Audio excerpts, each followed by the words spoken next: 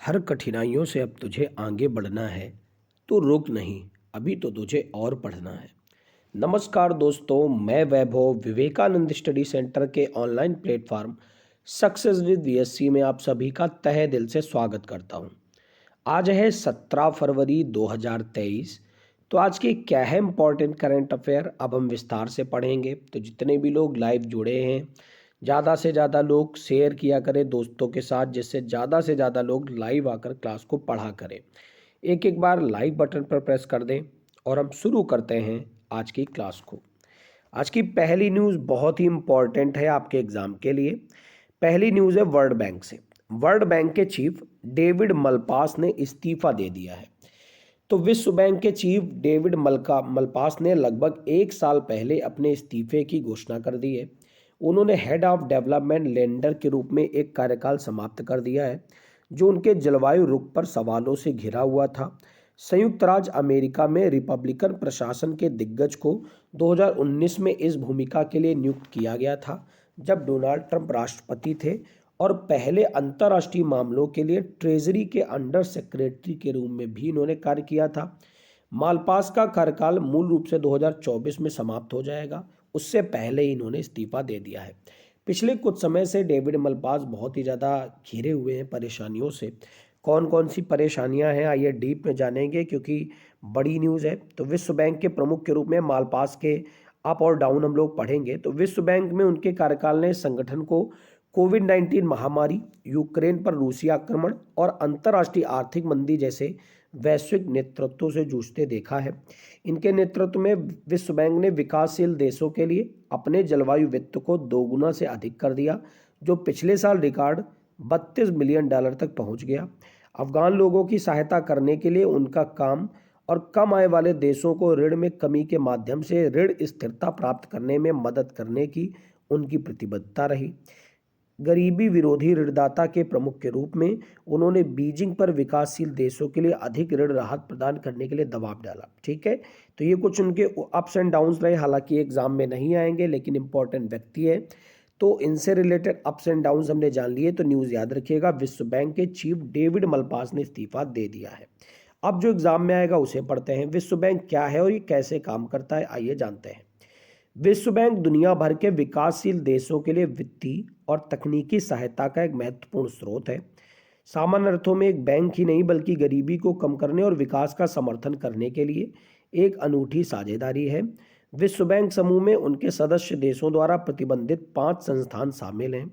विश्व बैंक सुधारों या परियोजनाओं को लागू करने में देशों की मदद करने के लिए तकनीकी और वित्तीय सहायता प्रदान करता है।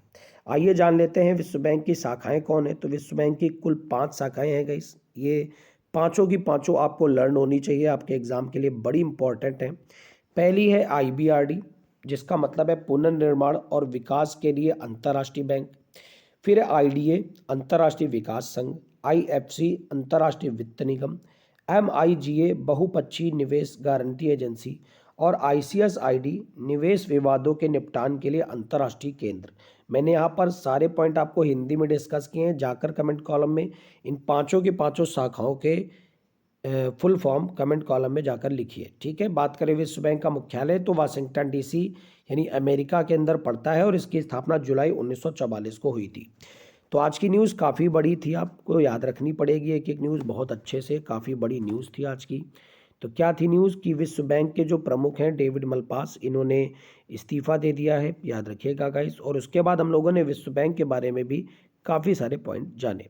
बढ़ते फिलहाल आज की अगली न्यूज़ की तरफ। अगली न्यूज़ है न्यायमूर्ति सोनिया गोकानी गुजरात उच्च न्यायालय की मुख्य न्यायाधीश बनी है। तो न्यायमूर्ति सोनिया गोकानी ने गुजरात उच्च न्यायालय के मुख्य न्यायाधीश के रूप में शपथ ली है। उन्हें गुजरात के राज्यपाल आचार्य देवव्रत ने शपथ दिलाई है और वे गुजरात उच्च न्यायालय की प्रमुख बनने वाली पहली महिला बनी है। मुख्य न्यायाधीश गोकानी गुजरात उच्च न्यायालय में सबसे वरिष्ठ न्यायाधीश हैं और 25 फरवरी 2023 को सेवानिवृत्त होंगी। ठीक है गाइस, याद रखिएगा, न्यायमूर्ति सोनिया गोकानी गुजरात उच्च न्यायालय की मुख्य न्यायाधीश बन गई हैं। बहुत इंपॉर्टेंट न्यूज़ है। आप देख रहे हैं पिछले कुछ समय से हमारे देश में राज्यों के राज्यपाल बहुत सारे नए बने हैं और हाई कोर्ट के चीफ जस्टिस भी काफ़ी सारे बदले हैं। तो ये सारे के सारे आपको याद रखने पड़ेंगे, क्योंकि आपकी आगामी परीक्षाओं के लिए एक महत्वपूर्ण करंट अफेयर तैयार हो रही है। ठीक है, बात करें गुजरात की, तो इसकी राजधानी क्या है? आप जानते ही हैं, गांधीनगर इसकी राजधानी है। इसके अलावा बात करें गुजरात की, तो यहाँ पर किसकी सरकार है? तो भूपेंद्र पटेल यहाँ के सीएम हैं। और अभी अभी आपने यहाँ के राज्यपाल जान ही लिए, आचार्य देवव्रत यहाँ के राज्यपाल हैं। तो न्यायमूर्ति सोनिया गोकानी गुजरात उच्च न्यायालय की मुख्य न्यायाधीश बनी है, याद रखिएगा। बढ़ते हैं अगली न्यूज़ की तरफ। अगली न्यूज़ है आंवला और फूल में इफ्को नैनो यूरिया लिक्विड संयंत्र का उद्घाटन किया गया है। तो मैंने आपको कुछ दिन पहले ये न्यूज़ से रूबरू कराया था। तो केंद्रीय रसायन और उर्वरक मंत्री डॉक्टर मनसुख मंडाविया ने उत्तर प्रदेश के आंवला और फूलपुर में भारतीय किसान उर्वरक सहकारी लिमिटेड यानी इफ्को के नैनो यूरिया तरल संयंत्रों का उद्घाटन किया है। मंत्री साहब ने नैनो यूरिया के लाभों पर प्रकाश डालते हुए बताया कि सबसे अच्छी हरित प्रौद्योगिकी है और प्रदूषण का समाधान प्रदान करती है। तो याद रखिएगा, आंवला और फूलपुर में इफ्को नैनो यूरिया लिक्विड संयंत्र का उद्घाटन किया गया है। बहुत इंपॉर्टेंट न्यूज़ है। बढ़ते हैं, इफ्को के बारे में जान लेते हैं। हालांकि मैंने उस दिन भी आपको इफ्को के बारे में बताया था। मैं एक स्टैटिक जी के पॉइंट को हर रोज़ डिस्कस करता हूं, जिससे आपको सारे पॉइंट, अगर आप क्लास देखते ही हैं डेली, तो आपको याद हो जाएंगे। आपको लर्न करने की भी ज़रूरत नहीं पड़ेगी। अगर आप डेली क्लास बस देखते हैं तो ये मान के चलिए आपको सारे पॉइंट अच्छे से क्लियर हो जाएंगे। ठीक है, भारतीय किसान उर्वरक सहकारी लिमिटेड यानी इफ्को एक बहुराज्य सहकारी समिति है। पूरी तरह से भारत की सहकारी समितियों के स्वामित्व में आती है। उर्वरकों के निर्माण और विपणन का कारोबार करती है। इसका मुख्यालय नई दिल्ली के अंदर है। 1967 में 57 सदस्य के साथ शुरू हुई सहकारी समिति आज प्रति व्यक्ति जीडीपी पर टर्नओवर के हिसाब से दुनिया की सबसे बड़ी सहकारी समिति बन चुकी है। भारत की सबसे बड़ी उर्वरक निर्माता भी है, आप याद रखिएगा। कौन है इफ्को के वर्तमान में अध्यक्ष? कमेंट कॉलम में जाकर आप जरूर आंसर करें। ठीक है, और यहाँ पर आपने एक पॉइंट और भी जान लिया कि रसायन और उर्वरक मंत्री कौन है, तो मनसुख मंडाविया। याद रखिएगा गाइस कि आंवला और फूलपुर में इफ्को नैनो यूरिया लिक्विड संयंत्र का उद्घाटन किया गया है। ठीक है गाइस, बढ़ते हैं अगली न्यूज़ की तरफ। अभी अभी हम लोगों ने गुजरात उच्च न्यायालय के बारे में पढ़ा था। अब हम पढ़ेंगे गुवाहाटी उच्च न्यायालय के बारे में। न्यायमूर्ति संदीप मेहता ने गुवाहाटी उच्च न्यायालय के मुख्य न्यायाधीश के रूप में शपथ ली है। उन्होंने न्यायमूर्ति आर.एम. छाया का स्थान लिया है, जो हाल ही में अपने पद से सेवानिवृत्त हुए हैं। पहले वे राजस्थान उच्च न्यायालय के न्यायाधीश थे। कौन? संदीप मेहता। उन्हें 30 मई 2011 को राजस्थान उच्च न्यायालय के न्यायाधीश के रूप में नियुक्त किया गया था और 2015 में वो रिटायर हो गए थे। उसके बाद से अब इन्हें गुवाहाटी उच्च न्यायालय का मुख्य न्यायाधीश बनाया गया है। गुवाहाटी की बात करें तो असम का एक शहर है, खूबसूरत शहर है, सबसे बड़ा शहर है। असम राज्य की राजधानी क्या है? तो दिसपुर है। कौन है यहाँ के सीएम? तो हेमंत बिस्वा शर्मा यहाँ के सीएम है। ठीक है, असम के वर्तमान में राज्यपाल कौन है? अब ये कमेंट कॉलम में जाकर आप आंसर करिए। इसके अलावा एक क्वेश्चन का आंसर और दीजिए, इलाहाबाद उच्च न्यायालय के कौन बने मुख्य न्यायाधीश?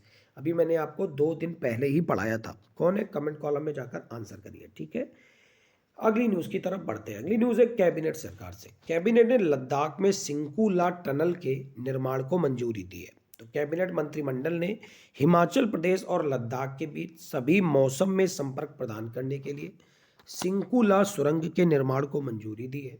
एक 4.1 किलोमीटर लंबी इस सुरंग का निर्माण दिसंबर 2025 तक पूरा कर लिया जाएगा। इस परियोजना पर कुल खर्च 1,681 करोड़ रुपए होगा। तो याद रखिएगा, कैबिनेट ने लद्दाख में सिंकुला टनल निर्माण को मंजूरी दे दी है। सुरंग से क्षेत्र का सर्वांगीण विकास होगा और पर्यटन, स्वास्थ्य और शिक्षा क्षेत्रों को बढ़ावा मिलेगा। ठीक है गाइस, याद रखिएगा, न्यूज़ इंपॉर्टेंट है कि कैबिनेट ने लद्दाख में सिंकुला टनल के निर्माण को मंजूरी दे दी है। बताइए लद्दाख के उपराज्यपाल वर्तमान में कौन है? कमेंट कॉलम में जाकर आंसर करिए। हम बढ़ते फिलहाल अगली न्यूज़ की तरफ। अगली न्यूज़ है 22 फरवरी से खजुराहो में होने जा रही है G20 संस्कृति कार्य समूह की बैठक। जैसा कि आपको पता है कि 2023 के अंदर भारत G20 की अध्यक्षता कर रहा है, तो G20 की अलग अलग प्रकार की बैठकें अलग अलग जगहों पर आयोजित हो रही हैं। तो ये सारी की सारी आपको लर्न जरूर करनी पड़ेंगी, क्योंकि आपके एग्जाम में कोई भी बैठक पूछी जा सकती है। तो 22 फरवरी से खजुराहो मध्य प्रदेश में होगी G20 संस्कृति कार्य समूह की बैठक। तो पहली संस्कृति कार्य समूह की बैठक 22 से 25 फरवरी 2023 तक मध्य प्रदेश के मंदिरों के शहर खजुराहो में आयोजित करी जाएगी। इस आयोजन की थीम रहेगी प्रोटेक्शन नस रिजोल्यूशन ऑफ कल्चरल प्रॉपर्टी। एक बार फिर देख लीजिए, प्रोटेक्शन नस रिजोल्यूशन ऑफ कल्चरल प्रॉपर्टी। इस कार्यक्रम में एक प्रदर्शनी होगी जो महाराजा छत्रसाल कन्वेंशन सेंटर में आयोजित करी जाएगी, जिसका उद्घाटन केंद्रीय संस्कृति मंत्री जी किशन रेड्डी साहब करेंगे। तो याद रखिएगा, 22 फरवरी से शुरू हो रही है खजुराहो में G20 संस्कृति कार्य समूह की बैठक। ठीक है, थीम इसकी मैंने आपको बता दी, और ये भी आपको पता चल गया है कि केंद्रीय संस्कृति मंत्री कौन है, तो जी किशन रेड्डी। बढ़ते फिलहाल आज की अगली न्यूज़ की तरफ। अगली न्यूज़ है स्वर्म ड्रोन सिस्टम। ये क्या है, आइए जानते हैं। तो भारतीय सेना को मिला है दुनिया का पहला पूरी तरीके से परिचालित स्वर्म ड्रोन सिस्टम। तो न्यू स्पेस रिसर्च कंपनी ने भारतीय सेना को स्वर्म ड्रोन डिलीवर किया है। यह स्वर्म ड्रोन को परिचालित करने वाली सेना को दुनिया की पहली सशस्त्र सेना बनाता है। 100 ड्रोन का एक झुंड दुश्मन के इलाके में कम से कम 50 किलोमीटर दूर लक्ष्य को भेजने में सक्षम है। यह ड्रोन एक खास वजन के बम ले जाने में भी सक्षम है और चलते बख्तरबंद काफिले जैसे लक्ष्यों को भेज सकता है।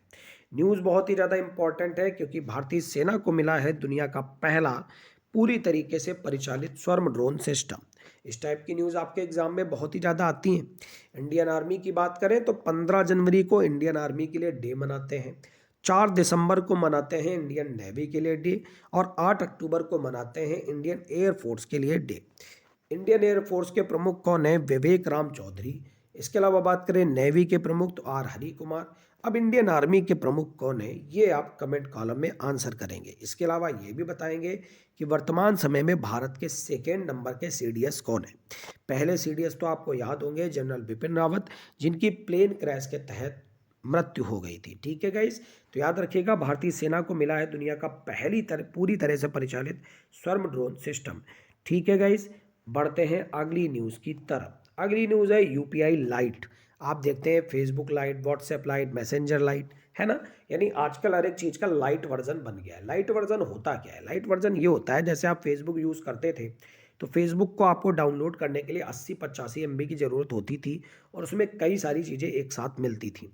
अब क्या किया, फेसबुक लाइट को बना दिया गया, उसमें भी वही सारी चीज़ें मिल रही हैं, लेकिन वो बहुत ही कम MB में यूज़ हो रहा है। ठीक है, यानी फेसबुक में ज़्यादा डाटा खर्च होता था, फेसबुक लाइट में बहुत कम डाटा खर्चा होता है। ठीक है, तो दुनिया पूरी फेसबुक लाइट को डाउनलोड करने लगी। ऐसे ही लाइट वर्जन सारी चीज़ों के, लाइट का मतलब होता है हल्का, लाइट वर्जन सारी चीज़ों के डाउनलोड होने लगे। तो यूपीआई यानी यूनिफाइड पेमेंट इंटरफेस ने भी लाइट फीचर लॉन्च कर दिया है, और पहला बैंक बन गया पेटीएम पेमेंट बैंक। यानी पेटीएम पेमेंट बैंक ने ऐसा किया है कि यूपीआई लाइट फीचर को लॉन्च करने वाला ये पहला बैंक बन गया है। पेटीएम पेमेंट बैंक लिमिटेड फरवरी 2023 में कई छोटे मूल्य वाले यूपीआई लेन देन के लिए यूपीआई लाइट फीचर लॉन्च किया, और इस तरह का पहला फीचर लॉन्च करने वाला पहला पेमेंट बैंक बन गया है। यूपीआई लाइट फीचर पेटीएम के माध्यम से सिंगल क्लिक के साथ तेजी से रियल टाइम लेन देन करने में मदद करेगा गाइस। एनपीसीआई ने इस फीचर को डिजाइन किया था, जिसे भारतीय रिजर्व बैंक ने सितंबर 2022 में लॉन्च किया था। एनपीसीआई क्या है, तो national payment corporation of India. ठीक है, 2008 में स्थापना हुई थी। कौन है इसके प्रमुख, कमेंट कॉलम में जाकर आंसर करिए। आरबीआई की बात करें तो आरबीआई की स्थापना 1 अप्रैल 1935 को हुई थी, और जनवरी 1949 के अंदर इसका राष्ट्रीयकरण हुआ था, और शक्तिकांत दास इसके वर्तमान में गवर्नर है। किस एक नंबर के गवर्नर है, कमेंट कॉलम में जाकर आंसर करिए। आप लोग कमेंट कॉलम में जाकर आंसर नहीं करते हैं, ज़्यादा से ज़्यादा क्वेश्चंस के आंसर किया करिए। ठीक है, बढ़ते हैं अगली न्यूज़ की तरफ। अगली न्यूज़ है, चेन्नई में संपन्न हुआ है भारत अमेरिका अभ्यास तर्कस का 6ठा संस्करण। तो 16 जनवरी से 14 फरवरी तक चला है संयुक्त अभ्यास तर्कस। इसके 6ठे संस्करण का चेन्नई में राष्ट्रीय सुरक्षा गार्ड यानी एनएसजी और यूएस स्पेशल ऑपरेशंस फोर्स द्वारा समापन किया गया है। इस अभ्यास में पहली बार रासायनिक, जैविक, रेडियोलॉजिकल और परमाणु आतंक प्रतिक्रिया को शामिल किया गया है। सीबीआरएन को सामूहिक विनाश के हथियारों के रूप में वर्गीकृत किया गया है। ठीक है गाइस, तो चेन्नई में संपन्न हुआ है भारत अमेरिका अभ्यास तर्कस का 6ठा संस्करण। अगर आपको युद्ध अभ्यास देखने हैं ना, तो वीडियो के डिस्क्रिप्शन में जाइए, एक लिंक मिलेगा, वहाँ पर एक प्लेलिस्ट मैंने अपने चैनल में बनाई हुई है सक्सेस सीरीज नाम से, जहाँ पर मैंने 50+ स्टैटिक जीके की वीडियोस को डिस्कस किया है। 10 से 12 मिनट का प्रत्येक वीडियो है, उसको जाकर देखा, ये बहुत ही ज़्यादा इंपॉर्टेंट है आपकी सारी परीक्षाओं के लिए। ठीक है गाइस, बढ़ते हैं अगली न्यूज़ की तरफ। अगली न्यूज़ है, 16 फरवरी से विशाखापट्टनम में शुरू होगा 2 दिन का ग्लोबल टेक समिट। तो शिखर सम्मेलन के फोकस के प्रमुख क्षेत्रों में स्वास्थ्य, प्रौद्योगिकी, खाद्य प्रसंस्करण, वित्त और फार्मा क्षेत्र शामिल हैं। फार्मास्यूटिकल पाठ्यक्रम में तकनीकी प्रगति को एकीकृत करने पर चर्चा करने के लिए 25 से अधिक देशों के लगभग 1000 प्रतिनिधि इस कार्यक्रम में भाग ले रहे हैं। तो याद रखिएगा, विशाखापट्टनम में शुरू हुआ है 2 दिन का ग्लोबल टेक समिट। बात करें आंध्र प्रदेश की, तो भारत के दक्षिण पूर्वी तटीय क्षेत्र में स्थित एक राज्य है। क्षेत्रफल की दृष्टि से 7वां सबसे बड़ा राज्य और 10वां सबसे अधिक आबादी वाला राज्य है। गुजरात के बाद भारत में दूसरी सबसे लंबी तटरेखा रखता है और 1 अक्टूबर 1953 को भारत में भाषाई आधार पर बनने वाला ये पहला राज्य भी था। तो याद रखिएगा, आंध्र प्रदेश से रिलेटेड न्यूज़। बढ़ते हैं फिलहाल आज की आखिरी न्यूज़ की तरफ। आखिरी न्यूज़ बहुत ही ज़्यादा इंपॉर्टेंट है। कोल्लम जिले ने जीती है सर्वश्रेष्ठ जिला पंचायत के लिए स्वराज्य ट्रॉफी। तो केरल का कोल्लम जिला पंचायत ने 2021-22 के लिए सर्वश्रेष्ठ जिला पंचायत के लिए स्वराज्य ट्रॉफी जीती है। कन्नूर जिला पंचायत रैंकिंग में दूसरे स्थान पर रहा है, जबकि तिरुवनंतपुरम निगम ने सर्वश्रेष्ठ निगम की ट्रॉफी जीती है। मुलनथुरुथी ग्राम पंचायत ने सर्वश्रेष्ठ ग्राम पंचायत का पुरस्कार जीता, जबकि पप्पीनिशरी और मरंगट्टू-पिल्ली पंचायतों ने दूसरा और तीसरा स्थान हासिल किया है। तो याद रखिएगा, कोल्लम जिले ने जीती सर्वश्रेष्ठ जिला पंचायत के लिए स्वराज्य ट्रॉफी। तो ये थी ओवरऑल आज की न्यूज़। आपको क्लास कैसी लगी है कमेंट कॉलम में जाकर जरूर बताएं, और हाँ, सारे लोग लाइक बटन पर प्रेस जरूर किया करो। इस वीडियो का आज का टारगेट रहेगा आपको 50 लाइक पहुंचाना है, ठीक है। मैं देखता हूँ आप टारगेट पूरा करते हैं या नहीं करते हैं। इसके अलावा सारे लोग कमेंट कॉलम में जाकर आंसर भी किया करिए। आज के आपका कमेंट कॉलम का भी टारगेट है कि आपको 50 कमेंट्स करने हैं, ठीक है गाइज। तो आप कमेंट कॉलम में आंसर जरूर किया करें। जितने भी लोग चैनल में पहली बार जुड़ रहे हो, सब्सक्राइब करना मत भूलना। आपका दिन मंगल में हो। Thank you everyone, God bless you all.